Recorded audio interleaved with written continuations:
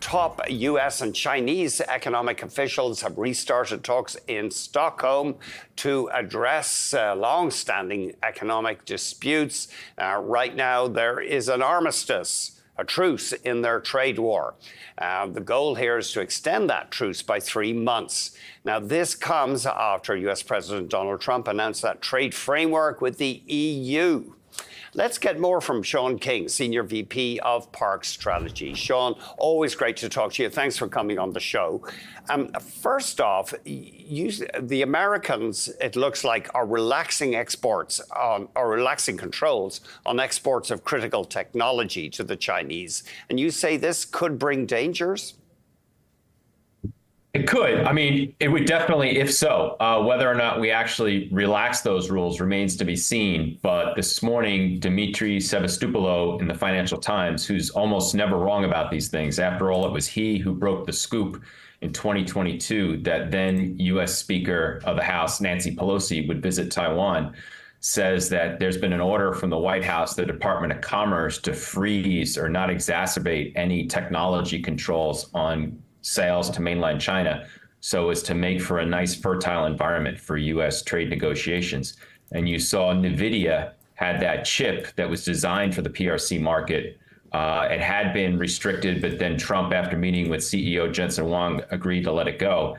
You know, if China is our pacing threat when it comes to world power and the AI race specifically, why are we making it easier for them to give them the technology to catch up to us? So nothing's proven yet, but definitely this bears watching because FT's saying it, Reuters is echoing it, that we may be easing up on export controls just to get a deal with China. And I don't want to see us sacrifice security of our friends and allies and ourselves just to make a buck. Of course, we've heard the argument that if America doesn't sell this technology to China, the Chinese will just develop it themselves. Well, good. Let them do that. At least that buys us a few years. And then by the time they develop what we have now, we will have gone past it. You know, just because it's going to happen doesn't mean you make it easier for them anyway. So I'd rather be safe than sorry and not give it to them whatever we have. We've got this trade framework with the EU, under which Europe is apparently, I mean, it's pretty vague, this stuff. Well, we should just give us your take there. We really don't know details of these trade accords with the Japanese or the EU, do we?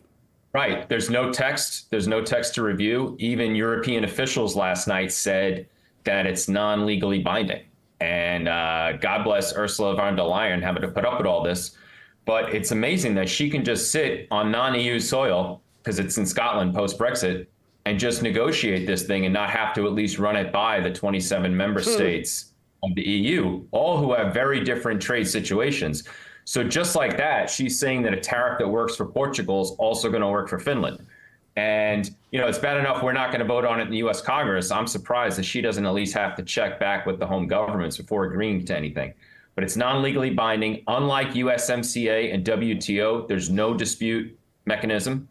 And the tariffs are down to 15% from a threatened 30, so that's good.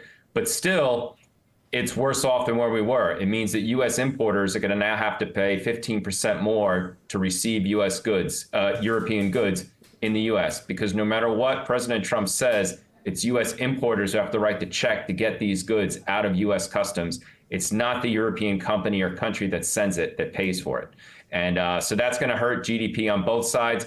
But I guess 15% is better than 30%. And if we can just put this behind us, stop squabbling on our friends and focus on our real enemies, that's fine. Something's better than nothing. I think the Wall Street Journal said this was the least worst option for Brussels. So that's how we're looking at it. That's interesting. So essentially, there's no official documents being released. Right. Also not with the Japan deal. There's no official document. Right. So there's nothing on paper. And you know what they say with an oral agreement that's not on paper? It's not worth the paper it's written on. So and a paper is not worth what it's written on if it's not legally binding or at least ratified by the countries with no method of recourse. So yeah, this is worse than that. So is this just all flimflam then, designed to make President Trump look good? Well, I mean, I think he got spooked by the bond market, and you know, some companies are reporting higher inflation now from the tariffs that were in the spring, and he knows well enough not to unnecessarily inflict tariffs. So this could be his way out. And he's probably hearing it from the business community and a lot of his donors and supporters, not to go back into an unnecessary trade war with friends and allies. Also, we have these investment funds, which are even murkier, where Japan's going to put 550 billion US apparently, and the EU 600 billion for Trump to manage at his discretion. But already there are differing interpretations. Japan says it's more like loan guarantees, credits, existing investments. Trump says, no, they're going to put the money here and he can direct it where it goes. Will those projects be open to public tender, or will it just be where Trump wants it to go? How does the Japanese taxpayer feel about a US president directing their taxpayer yen as to where he thinks it should go? So it's all very murky. But again, at this point, I give up. As long as this stops us squabbling on our friends and allies, I'm willing to take it and move on. On this supposed promise by Europe to buy hundreds of billions of dollars worth of American energy, how will that fit into the mix? Clearly, Europe doesn't want to be dependent on Putin and Moscow for its energy. That is the happiest thing for me in this. Assuming it happens, I'm happy that Trump, again, as he did in his first administration, has unleashed the power of the American energy sector, which President Biden unfortunately dialed back on. Canceling the Keystone XL pipeline was bad for both the United States and Canada. And anything to do to lessen European dependence on Russian oil and gas is a plus, both for U.S. businesses and also for European security and Ukraine's future. So any step or any power that we can take away from Moscow in terms of its energy leverage on its neighbors is a win for all. So that's probably the best part of the deal as I see it, assuming it happens.